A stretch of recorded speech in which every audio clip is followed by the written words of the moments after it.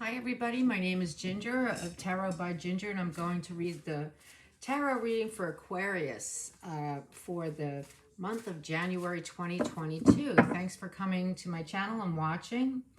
I appreciate it. Please like, share, and subscribe if you would. I would appreciate that a great deal. And that will help me grow my business and receive more followers. I'll show up on the homepage more often, so I would really appreciate it if you do that for me. I'm going to pull a card from the Eta Oracle first. I decided we all need some love in the month of January because we've been through quite a bit. We thought last 2020 was difficult. 2021 was not an easy year either. But I think that 2022 is going to be a really good year for most of us. I really do. The readings have been very bright, and the outlook excellent. So Rumi was a Sufi mystic who wrote some of the poems that he wrote, many of them, and what he's known for are his love poems to the divine, about how the divine made him feel. So I'm going to pull one of those now for you, for Aquarius, for January 2022. You have Layla. Let's see what this is about. I don't think Eric Clapton has anything to do with that. Let's see. So it's number 34.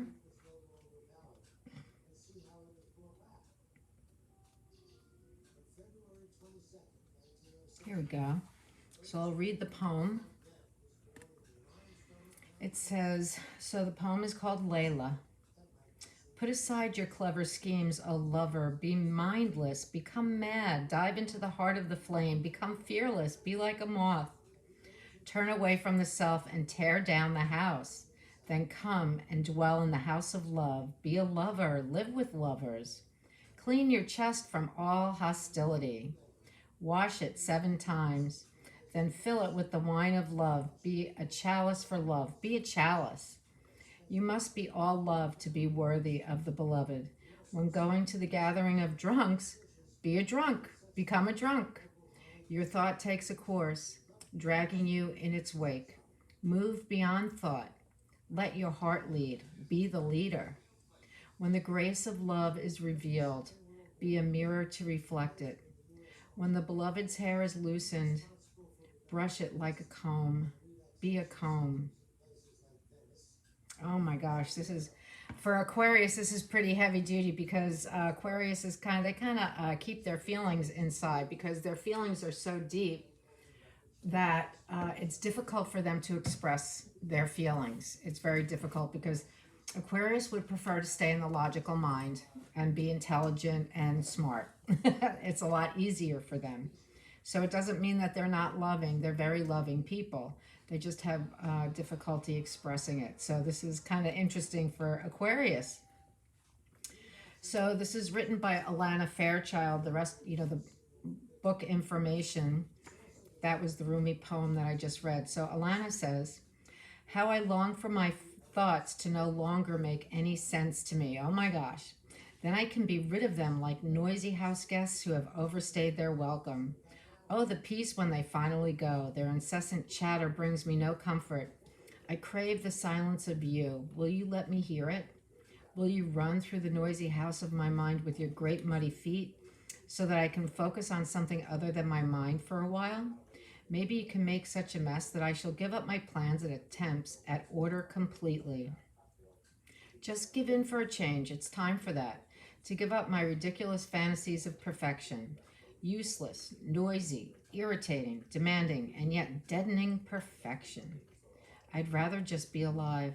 I want to plant my head in the earth, in the same mud that sticks to your feet, and breathe in her rich soil smell. I want to feel her heart beating in the quiet moments of the roots of the plants as they stretch and grab and stop my ears with her fertile dirt, finally gaining peace from the constant infernal racket of thoughts no longer wanted. Yeah, that's perfect for Aquarius for sure. I love it. Perfect. Okay. Forget perfection, but it's perfect for you. All right, next up we have your Eta Oracle. ETA is Emerging Toronto Artists. I used this deck last month to choose 3 for the energies of the month. So these are pretty spot on, I thought. And a lot of you told me that you like them, so I'm going to use them again. Some of them are not easy, but it's necessary, like Orbital. Orbital. Libra also got Orbital. Next, Betrayal. Dun, dun, dun, dun. All right, are you being betrayed or are you betraying someone? What's that about? And then we have Awake, and I like this card. This is very cool. Okay, so let me tell you what they all mean. Okay, so the first card is Orbital for Aquarius.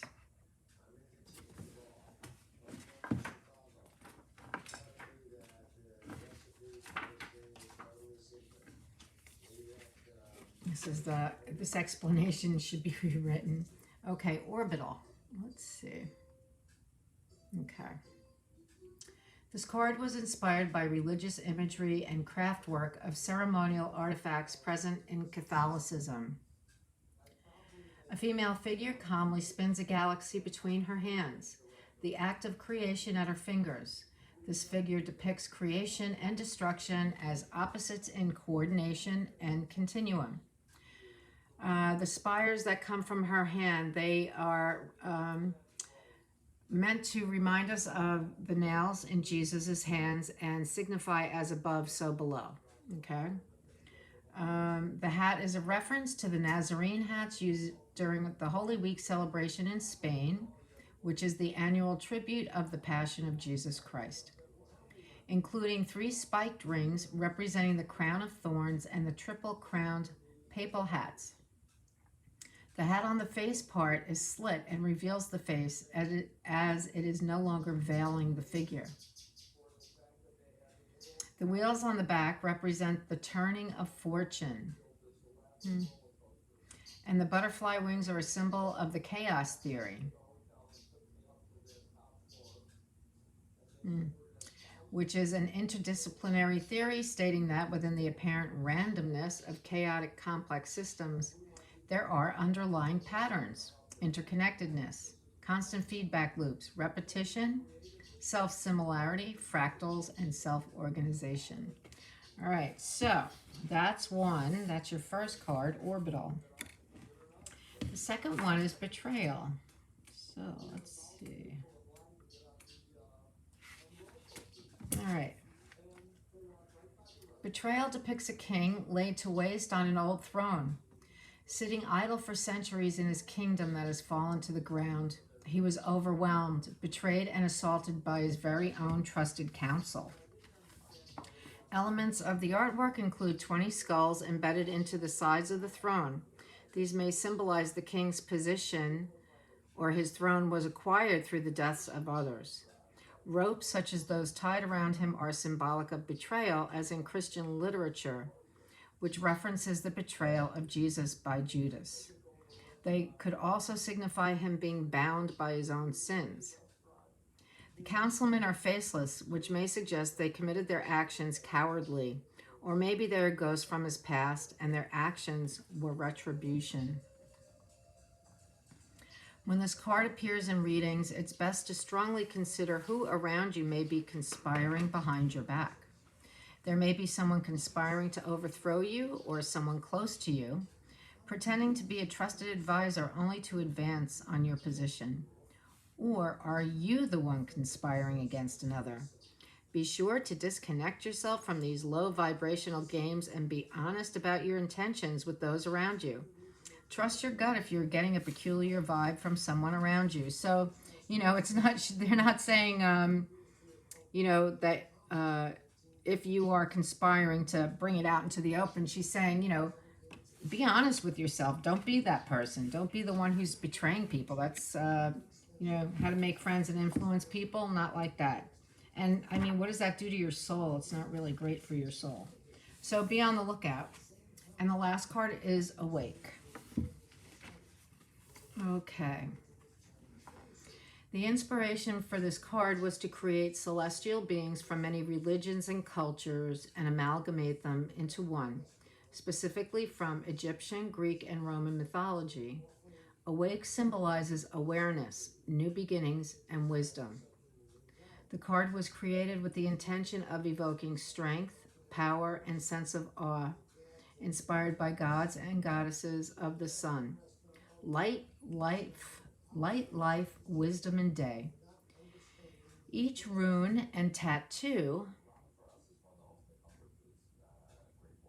has a specific meaning. On her left shoulder, the Ankh, Egyptian hieroglyphic representing life. On her chest, the Eye of Providence. You can't really see it that well. The Eye of Providence. Where am I? Symbolizing light, illumination, and traditionally God watching over humanity. On her right arm is the Unalome symbol, which contains the sacred lotus flower, representing ascension to enlightenment. And as a Buddhist symbol, Shiva's third eye. And as a Buddhist symbol, Shiva's third eye. On her left arm is the rune for healing. This card was meant to be the light card to Nathan's other card, Slumber. Blah, blah, blah. Okay, when the card appears in a reading, it's intended to influence the tone of the accompanying cards. Awake would suggest the connected cards in the reading are more influenced by their light elements, presence of healing energy, heavenly spirit guides, and or signifies the current operative realm of the person receiving the reading.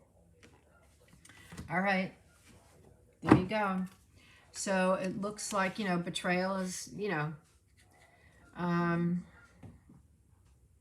the first card, Orbital, is really about creating and destroying, creating and destroying, creating and destroying. And that makes sense to me for Libra, because Libra does that kind of, Libra is very creative.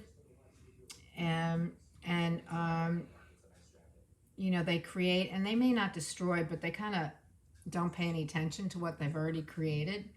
But they can destroy, they do destroy, not everything. So it's a cycle. It's a cycle. Then you have betrayal. You know what that means. You know what it's about. You know if it's you or if it's somebody else. And then you have the Awake card. So there's a spiritual aspect to this reading, a very positive, healing, spiritual aspect, creative, healing, positive. Okay, so let's get your tarot cards. I'm using the MJ Cullinane Frixa Tarot, and it's a tarot deck that uses fairies to portray the messages. Okay. And then we have Layla. So it looks like, I'm wondering if major love is going to show up in this reading for Aquarius for January of 2022. Let's see what we have. I'm going to do 3 rows of 5 cards, ending up with 15 cards. So we start with the Wheel of Fortune.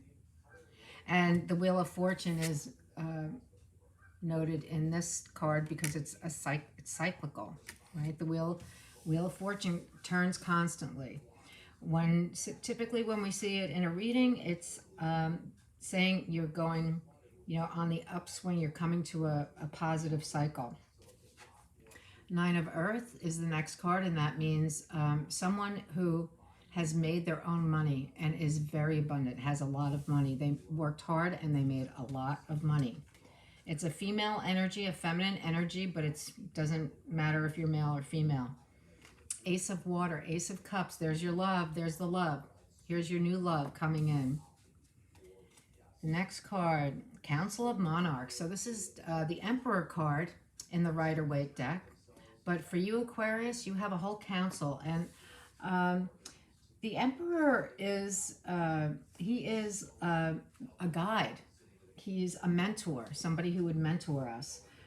So you have a council of monarchs who are there to guide you. Here's your betrayal right here. This is the card of betrayal. So there is betrayal going on. And I think it's interesting that it came after the Council of Monarchs, because in the Seven of Swords in this deck, which is the card, another card showing betrayal happening, the Council of Monarchs are in the background. We have the Five of Earth. So this betrayal can really be very difficult for you. Let me think about something a minute. So it could have something to do with work, because the Five of Earth is about pentacles, and this is a person who has a perceived sense of lack. So I'm not sure what that lack is about yet. Then we have the Seven of Cups. This has come up in almost every reading this month, I think. And this is about having choices. You have choices. You have some beautiful choices available to you. The Empress. Oh, this is so beautiful. You have the Empress. Abundant, complete abundance, fulfillment, creativity, having everything you ever would need. That is what this card is about. And it's a long-term energy, very long-term. Could be lifetime kind of energy. Beautiful, Aquarius. Here we go, the Eight of Air. So you're worried about something. This is a card where we feel like we're a victim. And what I got to tell you, this betrayal, you're no victim. You know, you got to pay attention to what people are doing around you, and you're not a victim, okay? You're not a victim. I have the feeling that perhaps the person who's betraying you is someone you wouldn't hang out with, because you're a mature energy. This person is a little wacko. That's what I'm going to say. It's not, this person is not really your cup of tea. And you might think that he's a lover, but this guy is manipulative. Then we have balance. So I'm going to say you regain your balance, okay? Temperance. Temperance, major arcana. The Star comes right after that. Beautiful energy of hope and moving on. We have the Eight of Cups, which is needing to leave a situation that perhaps you really loved at one time, but you really need to get out of there because it is just draining you. It is draining you. You need to go. This could be where the betrayal happened. You may feel alienated at this point, but you need to go. It is a spiritual call. This card is about a spiritual call. You don't know, and the hard part about it, it's sort of like the Fool, because the Fool asks you to come take this journey. You don't know where you're going to end up. You don't even know where you're going to sleep tomorrow. But come take this journey because we have things to do. The Eight of Water is kind of like that. You're going to go and you may have an initial plan, but you don't really know how it's all going to pan out. But that's okay, because the plan is in the hands of the divine, okay? Because this is a spiritual calling. Then you have the Eight of Earth. There will be no lack of work. You will be working all the time. And you love your work. You're going to love the work that you do. It's it's like from your core. You love this work that you do. And here's the transformation. Here's the major transformation. Through this entire process, you're being transformed.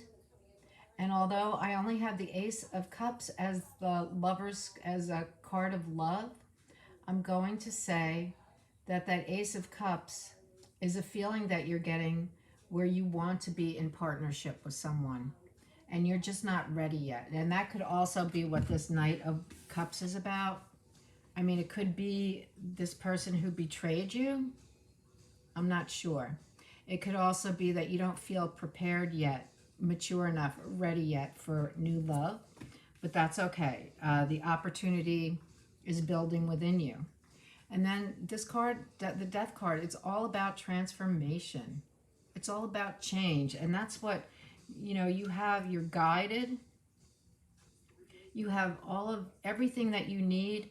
This person who betrays you really breaks your heart. And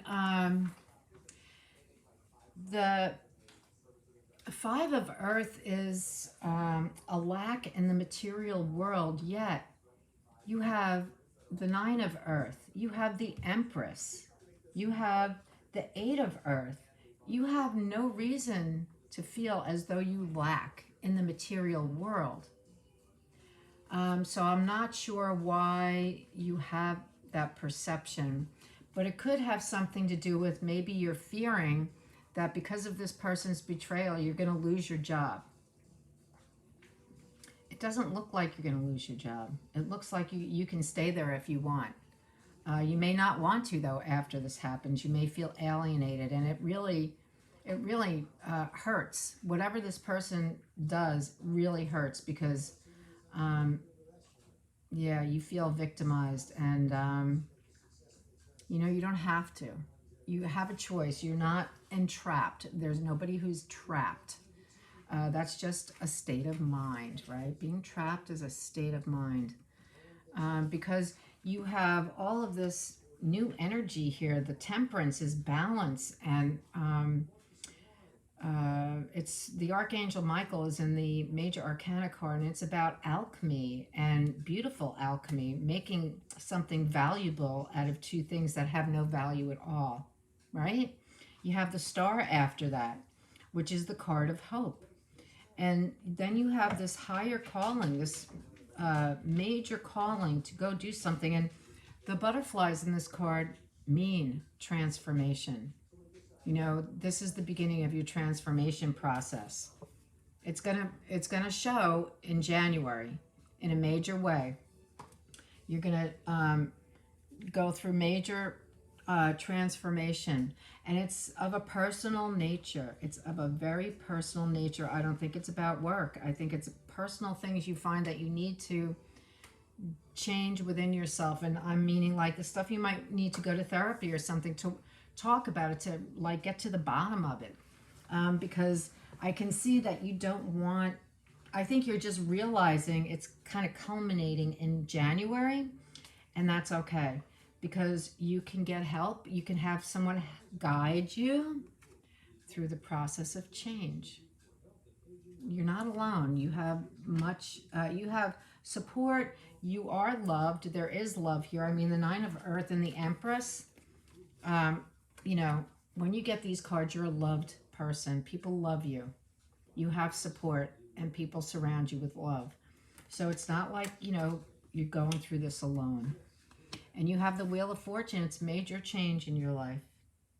So that's your reading. And Layla is letting you know that love is coming your way, hon. Love is coming your way. And you have the Ace of Cups here, which is a sign of brand new love. So I'm thinking it's, you know, you're probably going to meet someone this month. Okay, that's your reading for January 2022, Aquarius. I hope you enjoyed it. Please like, share, and subscribe. And if you'd like a reading, if you'd like a private reading, you can see the notes below the video. All right, thank you. Have a happy new year. All right, bye-bye.